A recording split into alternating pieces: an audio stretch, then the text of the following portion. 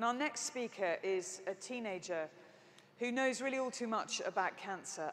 I am not going to tell you his story because he does it so well himself. Ladies and gentlemen, please give a very warm welcome for an amazing young man, Stephen Sutton.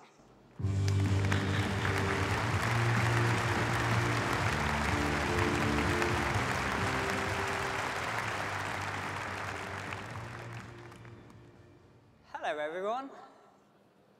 God, there's quite a lot here.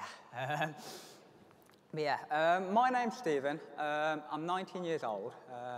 And first of all, I'm just going to tell you a bit about me. And essentially, I'm just a normal kid. There's a cute picture of me in primary school. Oh, how cute. Like I said, normal kid. Went to high school as normal. There's me doing county-level cross-country running, for example. I also did county-level athletics. There's me setting my school's under 15 400-metre record, which to this day still stands. I also played football for numerous teams, including Walsall Football Club at one point. And I also played cricket, rugby, basketball, all sorts.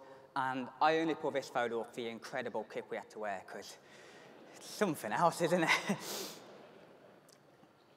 I was also a drummer in a local band. And I was studying hard at school with the ambition of becoming a doctor. I mean, a good old biology lesson. And like I say, I was a normal teenager. For example, here's me at Reading Music Festival. I'm the guy in green. And I was feeling pretty content with my life. But then, dun dun dun, unfortunately, 3 years ago, well, 3.5 years ago, age 15, I was diagnosed with cancer. After 6 months of crippling symptoms, I underwent surgery, got a cool 21-centimetre scar down my stomach, and 6 months of chemotherapy, which made me sick and tired and all sorts. But then I was in remission, cancer-free. Woo! However, that was short-lived, and I found a lump behind my knee, and the cancer had returned. I then underwent more surgery, some more cool scars, chick-stick scars, that's all right, and then 30 sessions of radiotherapy. Again, they thought I was in remission, cancer-free. Woo! But then again, the cancer returned. At this point, I then underwent more chemotherapy, which made me even more sick and tired, and then I had some scan results. And the scan results showed that despite all the treatment, the tumours had continued to grow. So at this point, they were just chopping off my left leg. Before they had a chance to do that, however, the cancer had spread elsewhere. I've since had more cancer in my groin, pelvis, back of my calf, and since underwent more surgery, chemotherapy, surgery, chemotherapy, and the next step for discussing is a potential amputation again.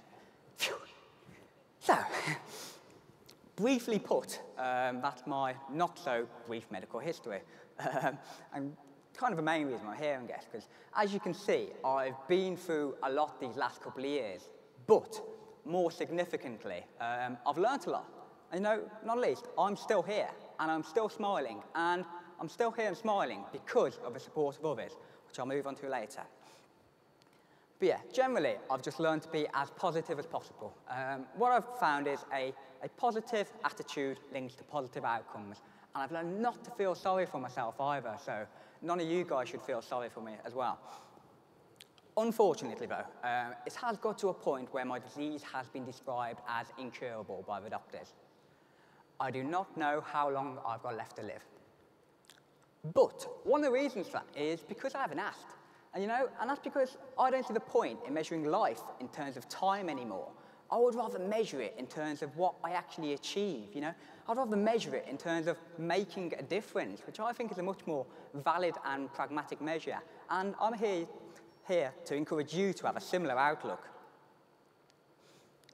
One of the things I've been doing is last year, on January 7, 2013, I made a Facebook page called Stephen's Story, and on it, I made a bucket list of 46 things I want to achieve in the near future. So that's just a wish list. So I thought I'd go through some of these things now. One of them was to set a world record. So there's me in a attempt for the world's longest continuous group drum roll, which is over 30 hours, and it was knackering. Another thing was to host a charity dinner party, which I called Come Dine with Steve. It went down very well. I was also trending on Twitter. Yes. So what this means is I was the most talked about thing on Twitter that evening. I looked at the statistics afterwards. Does anyone remember the boy band, JLS? They trended for 5 minutes, and I trended for 30. So I conclude, I am trendier than JLS. Woo!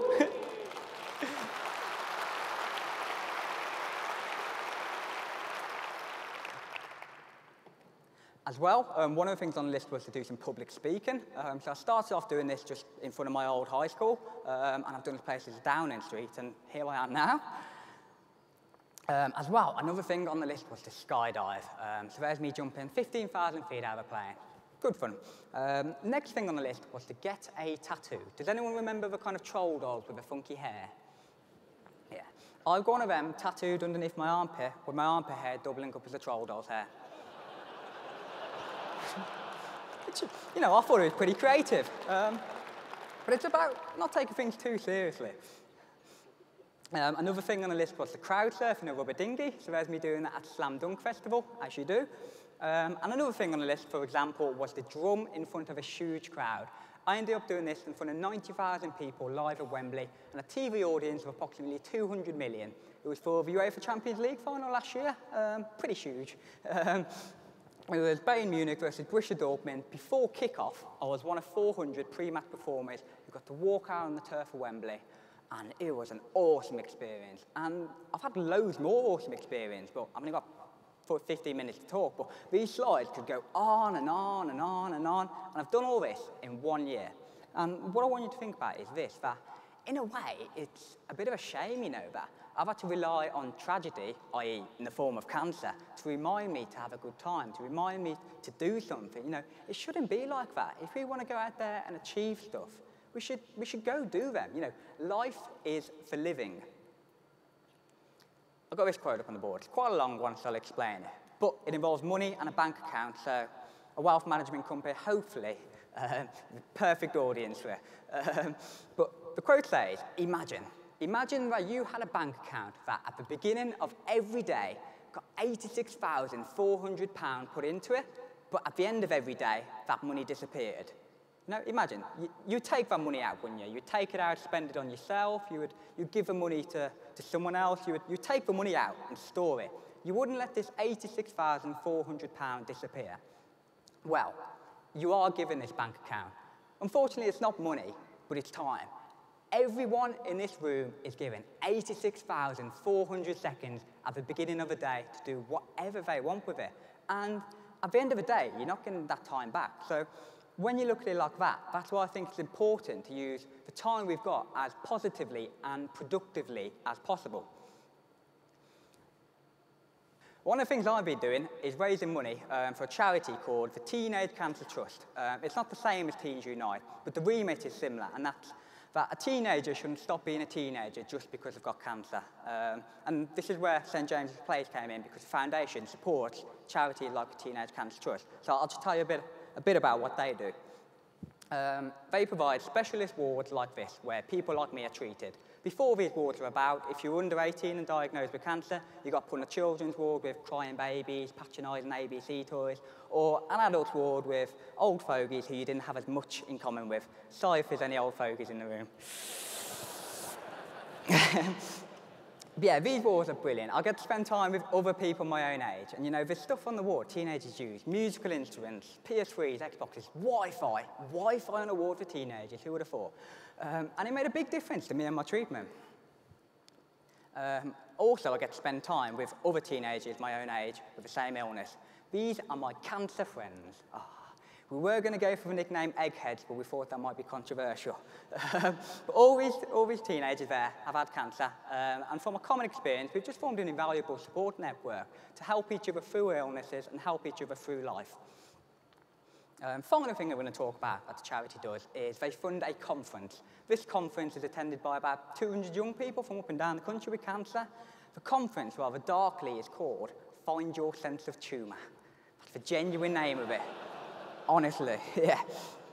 As I say, it's attended by young people with cancer, and then there's motivational speakers talking throughout the day, there's health professionals talking about issues to do with cancer, but in the evening there's just a huge disco, a huge party. That's made the fancy dress one, Olympic theme 3 years ago. But yeah, I'm telling you about this, because at this conference there was two things that happened that changed the way I viewed a lot of things, and they were both at this kind of disco. First one was, does anyone remember the song, I Whip My Hair Back and Forth by Willow Smith. There's a few nods, but I'm not going to sing it, don't worry. But the lyrics go, I whip my hair back and forth, I whip my hair back and forth. And there's this iconic dance where you kind of whip your hair back and forth. So imagine, you're in a room full of cancer patients. Obviously, chemotherapy, a treatment for cancer can make you lose your hair. And someone requested this song, and they played it. Oh, it was hilarious.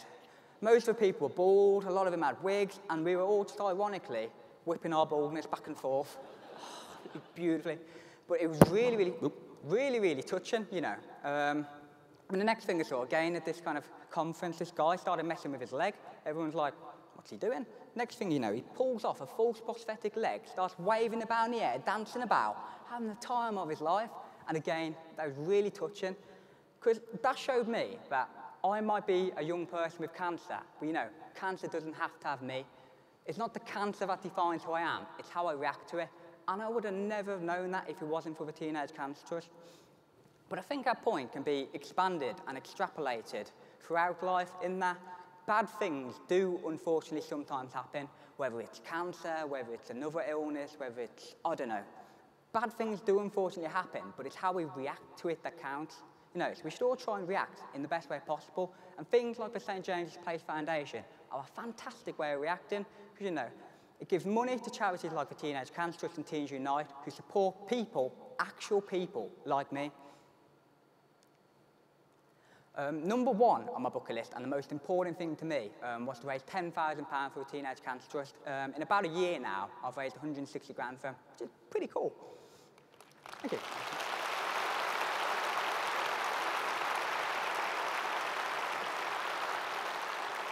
And in recognition for this, I, for example, wore, and this was 2013 Kids Count Most Inspirational Young Person. I recently got nominated for another award, V Inspired, blah. I'll be honest, I'm not too bothered about awards. Because, you know, I don't do what I do for recognition. What I have found is that the best way to help yourself is to help others, you know. Sometimes it is better to give. People have offered to fundraise for me, i.e. just for me, so I can go spend the money on stuff I enjoy. And I've said no, I would rather give it to a charity. And I'm so happy with that. You know, the best way to help yourself is to help others. And St. James's Place Foundation can be very proud of the help it gives. I'm going to end with telling you kind of why I share my story. You know, why am I stood in front of all you guys here right now? Why am I not at home feeling sorry for myself? You know, the reason is this. It's because I actually see my first cancer diagnosis as a good thing. It was a huge kick up the backside. It taught me to take nothing for granted and gave me a lot of motivation for life. Unfortunately, my later diagnosis means I might not have much time left. So personally, I'm stuck in this position with loads and loads of motivation, but not very much time. Well, I see people like yourselves. You guys have got all the time in the world to make a difference to yourselves, to make a difference to others. But what you might not have is the motivation to do that. Well, you can't give me your time to make me live longer. But what I can try and do is to give you a bit of my motivation, you know, to go out there and achieve something, to go out there and help others, to go out there and enjoy life, to continue the work of a foundation. And I'm going to say once more, to make a difference. And that's it. So if you want, check my online blog, and thanks for having me.